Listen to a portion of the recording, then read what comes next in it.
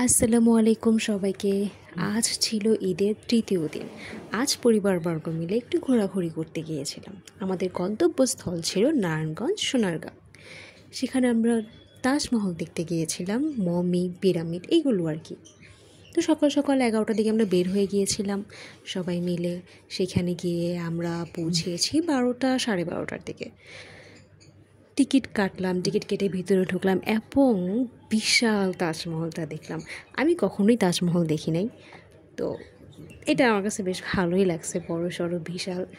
এবং আমরা এখানে ছবি টবি তুললাম। তবে একটা জিনিস সেটা হচ্ছে আজ প্রচণ্ড পরিমাণে গরম ছিল, প্রচণ্ড। মানে আমরা সবাই এক প্রকার অতিষ্ঠ হয়ে গেছি গরমে। তারপরও এনজয় করেছি, খুব ভালো এই গরমের মধ্যে এনজয় করেছি। কারণ এই জিনিসটা যদি না থাকতো, গরমও যদি না থাকতো, অর্থাৎ যদি বৃষ্টি থাকতো আজকে, তাহলে আমরা এই এনজয়টাও করতে পারতাম না যতটুকু যা করে এসেছি। তো আলহামদুলিল্লাহ দিনটা ভালো কেটেছে। আমরা আবার একটু পিকনিকের মতো করতে চেয়েছিলাম, তাই আমার শাশুড়ি বিরিয়ানি রান্না করে নিয়ে গিয়েছে। সেখানে আমরা বসে বসে খেয়েছি, খাওয়া দাওয়া করেছি। এই ছিল আমাদের দুপুরের লাঞ্চ।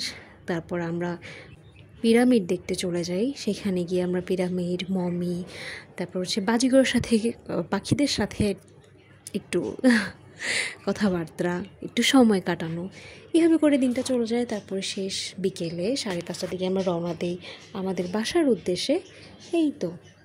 এই ছিল আমার আজকের দিন। সবাইকে ধন্যবাদ। আসসালামু আলাইকুম।